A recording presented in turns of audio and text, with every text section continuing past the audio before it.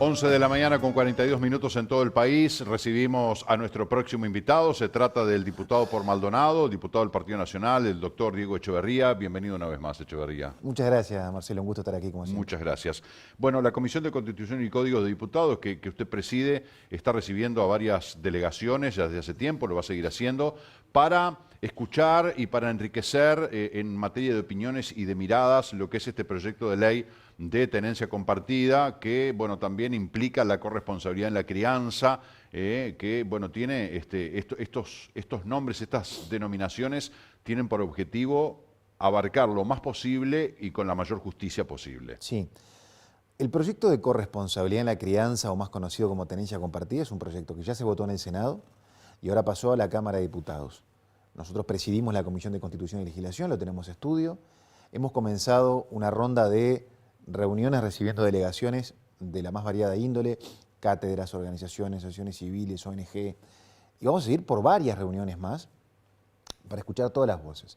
Es decir, que no quede ninguna duda de que se van a contemplar todas las opiniones en un proyecto que entendemos que es bueno y que nosotros entendemos que tiene una prioridad alta en la agenda parlamentaria de la coalición de gobierno. Queremos que este proyecto termine votado antes de fin de año. ¿Por qué? Porque muchas veces los tiempos parlamentarios no son todo lo rápido que nos gustaría y por lo tanto tenemos que ser conscientes de que hay que escuchar, pero también hay que decidir. ¿Cuál es el corazón de este proyecto de corresponsabilidad de la crianza? Apunta a que ambos padres tienen que tener en forma equitativa, en forma equilibrada, un rol protagónico en todo lo que es la crianza del menor, en su educación, en el cuidado de su salud, en sus ratos libres, en su desarrollo emocional, un justo equilibrio. Obviamente que un aspecto importante en esa corresponsabilidad es la tenencia compartida. Primero, si hay acuerdo de los padres en que la tenencia, es decir, donde viva el menor, va a ser en forma compartida, perfecto, se va al acuerdo de las partes. Ahora, ¿qué establece la ley? En caso de que no exista acuerdo, ya no va a existir un favorecimiento de una de las partes, sino que va a haber un equilibrio con un régimen donde el juez va a determinar la tenencia compartida, en caso de que no exista el acuerdo. Si existe el acuerdo, perfecto. Ahora, si no existe acuerdo, y como muchas veces lamentablemente existe conflicto, existen tiranteses, no puede quedar de rehén el menor. Pagan el pato los menores. Pagan los platos rotos los chiquilines, y no es justo que se dé el aislamiento respecto a una de las partes, que exista el aislamiento respecto de la familia de ese padre, y por eso entendemos que esto es lo que viene a poner equilibrio. Una cosa que es fundamental, Marcelo, este proyecto da las mayores garantías a los derechos del menor. Es un proyecto garantista, protege su salud, protege su vida, protege su integridad física, su salud emocional. Es decir, el corazón de esto es proteger el interés supremo del menor, como dice la ley. ¿Por qué? Porque obviamente tenemos que darle garantías donde además el juez siempre va a tener esto como faro. El menor va a tener además la designación de un abogado defensor. El menor va a ser parte. Esto hay que cuidar al niño, niña o adolescente. ¿Menor entre qué edades? Porque hablamos puede ser de un niño de 1, 2, 3, 4 años, obviamente no va a ser escuchado, pero también hay que velar por sus derechos. Exactamente. E incluso, está muy bueno tu comentario porque la ley establece lo que se llama la madurez cognitiva, es decir, ser consciente de la inteligencia emocional del menor en esa época. Y también una cosa que es muy interesante y muy importante, que es la madurez progresiva. Hay que tomar en consideración y la autonomía progresiva. Es decir, que la opinión del menor, hacer todos los esfuerzos por parte de los técnicos para rescatar el verdadero sentir del menor y no la eventual manipulación o... La alienación parental, exacto, ¿no? Que la mamá le da manija al nene o a la nena en contra de papá y que papá le da manija a la nena o al nene en contra de mamá. Porque esto es una cosa que hay que alejarla de los prejuicios y las ideologías. ¿Ah? En esto no es que todos los papás son malos, ni que todas las mamás son malas, ni que todos los papás son malos padres, ni que todas las mamás ponen de rehén al menor. Hay que analizar cada caso. No podemos ver casos muy tristes donde pasan años y hay padres que no puedan ver a los niños. De verdad, es un proyecto que nosotros entendemos que hay que analizarlo con mucho cuidado, con mucha sensibilidad, con mucho respeto, Pero sí hay que avanzar porque hay situaciones muy tristes donde hay padres que directamente han cortado el vínculo con sus hijos y eso es una cosa que obviamente nadie quiere. Es un horror, porque además eso no se recupera nunca más. El tiempo perdido, el momento, la etapa, la situación que nos perdimos con un hijo, con una hija, no vuelve nunca más. Porque de repente cuando tiene 1, 3, 7, 14 años es una cosa, pero después ya con 18, 23 es otra. Evidentemente las cosas están en un tiempo. Uno de los aspectos que más preocupación ha generado en el contexto de este proyecto de ley es, bueno, si esto se lauda por ley, ¿verdad? La tenencia compartida, la corresponsabilidad en la crianza, perfecto, como decía el diputado, si hay acuerdo entre los padres, listo. Si no hay acuerdo, ahí interviene la justicia. Ahora, ¿cómo vamos a hacer cuando en uno de los hogares de la madre o del padre hay violencia, hay abusos, hay adicciones, hay consumo de sustancia? Cuando llega el momento, yo no puedo obligar a ese niño o a esa niña a andar con mamá, a andar con papá porque te toca. Totalmente. ¿Cómo se lauda? El juez tiene no solamente el derecho, sino la obligación de laudar y tomar determinación con medidas cautelares que corten el contacto en ese caso. Y está bueno hacer el paralelismo. Mirá que hay casos donde la violencia se da por parte del padre y la violencia se da, en otros casos, por parte de la madre. Y hay casos de alienación parental donde quien aísla no es la madre al niño de su padre, sino viceversa, es el padre que termina alienando a su hijo del contacto con su madre. Por eso el equilibrio, por eso no tener simplemente la visión que uno podría considerar más convencional respecto del papá. No, en esto hay casos de los dos tipos y hay violencia de los dos casos. Por supuesto que en forma inmediata el juez tiene que actuar, tiene su obligación de proteger al menor. Entonces, en ese sentido la ley es muy clara también, en esto también pone sanciones muy duras para el padre que quiera cortar vínculos, que entorpezca, que impida, que obstruya vínculos, que van desde sanciones de la pérdida de la patria potestad hasta la posibilidad de configurar un delito, que es la omisión de los deberes inherentes a la patria potestad que está establecido en el Código Penal. Es decir, hay que ser claro, hay que evitar una cuestión que se da en muchos casos, que son las denuncias falsas. Muchas veces los vínculos se cortan a raíz de denuncias falsas que todos sabemos que existen, además. ¿Cómo van a hacer para monitorear, para controlar eso? Y ahí yo creo que también va de la mano del rol del Poder Judicial, del rol de la Fiscalía, del rol de los defensores públicos y también darle recursos. Yo soy consciente de que todas las buenas leyes funcionan como herramienta en tanto y cuanto le demos recursos. Mira que yo soy consciente, Marcelo, de que los defensores públicos, los jueces, los fiscales están hasta acá de laburo. Entonces hay que dotar de más de recursos humanos. Y ahora que está la rendición en discusión, ¿piensan dotar? Totalmente. Esto tiene que estar en el debate. La coalición de gobierno tiene que ser consciente de que si queremos avanzar en una ley que es buena para la coalición, tenemos que tener de la mano de esto el acompañamiento económico. A ver, te lo puede decir cualquier defensor que venga acá a charlar contigo, es más, deben haber venido, de las dificultades que tiene y la saturación de laburo. Entonces, tenemos que ser conscientes. Si queremos tutelar los intereses de todas las partes, tenemos que ser conscientes de que hay que dotar de más recursos humanos y más recursos económicos. Ahora, esto tuvo ideas de distintos partidos políticos, se unificó un proyecto de ley que es el que aprobó el Senado, que ya le dio media sanción y que ahora seguramente en breve sancione diputados.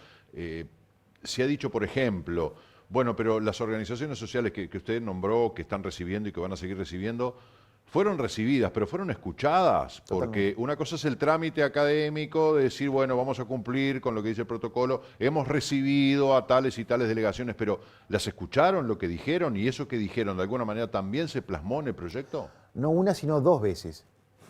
Nosotros en Uruguay tenemos un sistema bicameral. Por lo tanto, este tratamiento se dio en la Cámara de Senadores y las delegaciones que están viniendo a la Cámara de Diputados ya fueron a plantear sus ideas, sus diferencias, sus aportes, sus críticas a la Cámara de Senadores. Para que nadie diga que no se los escucha, porque de verdad no van a cambiar lo que dijeron de Cámara de Senadores a lo que piensen en Cámara de Diputados. Su opinión ya la sabemos. Está en la versión taquigráfica. Es expresamente establecido. ¿Saben qué? Las invitamos a todas nuevamente. Entonces se lo va a escuchar a todas. Porque tampoco hay que caer en aquello de que darle de largas al asunto cuando sabemos lo que piensa cada uno. Bueno, pero entonces en ese sentido muchos pueden decir, bueno, pero si ya estuvieron en el Senado, ¿para qué van a ir de vuelta a diputados? Le están dando largas al asunto. No, a ver, la ley tiene que tener un tratamiento bicameral. Ahora, las delegaciones pueden ir o pueden no ir. En este caso, quisimos que vayan, para que expresen su opinión que es respetable, aunque puede no ser compartible. es una opinión más dentro del cúmulo, porque aparte tenés de todas las voces. Tenés los que están a favor del proyecto y los que están en contra del proyecto. Los escuchamos a todos, pero en definitiva cada legislador en la comisión y luego en el plenario va a tomar una definición respecto a este proyecto según su leal saber y entender. ¿Qué ha sido tomado de las organizaciones, por ejemplo, bueno, a nivel del Senado, ustedes están diputados, pero que usted sepa de que tal aspecto fue incluido porque lo plantearon las organizaciones? Mirá, acá hay un aspecto que yo te digo, incluso cuál ha sido la mayor crítica al proyecto, que se le ha llamado que es un proyecto adultocéntrico, que enfoca el proyecto de ley en la realidad de los adultos y no del menor. Es una mirada. Ahora, efectivamente, los derechos del menor, la alienación, la vulneración se da por problemas de adultos. Acá el problema no es el menor. Acá hay que proteger el derecho del menor a ver a su papá y a su mamá, pero también hay que proteger el derecho de su papá y su mamá a ver al menor. Entonces, no es que nos enfoquemos en los adultos y no en el menor, es que los conflictos y la vulneración de los derechos del menor vienen muchas veces, la mayoría de las veces, por los conflictos de los grandes, y no podemos dejarlo de rehén. De verdad, son todas las opiniones valorables. Ahora nosotros tenemos una línea y queremos avanzar y no podemos permitir que siga pasando el tiempo, porque el tiempo en esto hay vidas, hay vínculos que una vez que se rompen es muy difícil y a veces imposible recomponer. Bueno, el tiempo en esto es realmente importante y no queremos que siga pasando porque son vínculos que se van desarraigando. Aunque no se rompan los vínculos, son vínculos que están allí y que no se intensifican, no se disfrutan, no se viven, ¿no? Entonces como que pasa el tiempo y nos perdemos de la situación. Pero datos de la realidad, Marcelo, el tiempo no se recupera, porque incluso aunque vos el día de mañana pases con un niño, niña o adolescente mucho tiempo, hay una etapa, cuando aprendió a andar en bicicleta, cuando dijo sus primeras palabras, cuando aprendió a caminar. Decirle a un papá que no pudo estar cuando su hijo empezaba a caminar, que pase mucho tiempo después. Va a pasar mucho tiempo después, pero eso no lo vivió y es parte del vínculo que tenemos que proteger. Sin duda. Y también efectos colaterales, porque hablamos de conflictos entre padres, mamá, papá, o mamá, mamá, papá, papá, lo que ustedes quieran, y el efecto sobre los niños. El problema es entre los adultos, no hay que tomar de rehén al niño, pero también hay abuelos, también hay tíos, bueno, hay primos. Una de las organizaciones que recibimos el miércoles pasado es una organización que se llama Abuelas sin Nietos. Entonces, si vos ves el sufrimiento... Qué dolor, ¿no? A ver, bastaba mirar... A ver, yo respeto el dolor de ambas partes y mirá que cuando manifestaban su dolor y sus vivencias, madres que estaban en contra del proyecto, yo lo respeto profundamente porque yo no soy quien para opinar del sentir de cada uno. Pero también me conmueve el sentir de una abuela que hace 6, 7 años que no ve y apenas recuerda la cara de su nieto. De verdad, en esto todas las vivencias y todos los sentimientos son válidos, no prima uno sobre el otro y no es una guerra a ver de quién sufre más, porque si no seguimos trasladando. No. El conflicto, a ver, por eso yo lo decía al comienzo, tenemos que tratarlo con mucha sensibilidad, con mucho realismo. Hay legislaciones en el mundo que están avanzando hacia el régimen de tenencia compartida. De verdad, el mundo cambió. Y, ¿sabés? Hay un fenómeno que tiene que ver también con una cuestión que se llama la penalización de la maternidad. No podemos seguir penalizando a la madre que tiene que seguir ocupando un rol de cuidado de su hijo. ¿Por qué? Si perfectamente puede haber un equilibrio donde la madre... Bueno, en la corresponsabilidad de la crianza exacto, se implica es eso, ¿no? Que la madre pueda desarrollar sus estudios, su trabajo. Que trabaje, que pueda hacer deporte, que se haga con las amigas, que tenga actividad social, que haga cursos. Eso es el equilibrio. La palabra clave en esto es equilibrio, justicia.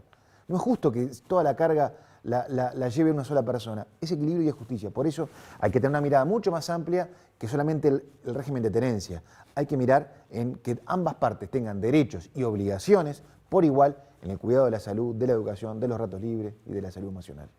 Hay muchas organizaciones, hemos recibido algunas aquí, todo por nuestros hijos ya, bueno, abuelos sin nietos, que realmente hay un componente que es el sentimiento, el de la emoción, que bueno, ¿quiénes somos nosotros para decir esto está bien, esto está mal? Cada uno siente las cosas como le parece, pero usted mencionó recién que había madres que estaban en contra del proyecto. ¿Cuáles son los argumentos? ¿Por qué están en contra del proyecto? A ver, también estas situaciones están muchas veces teñidas por historias personales.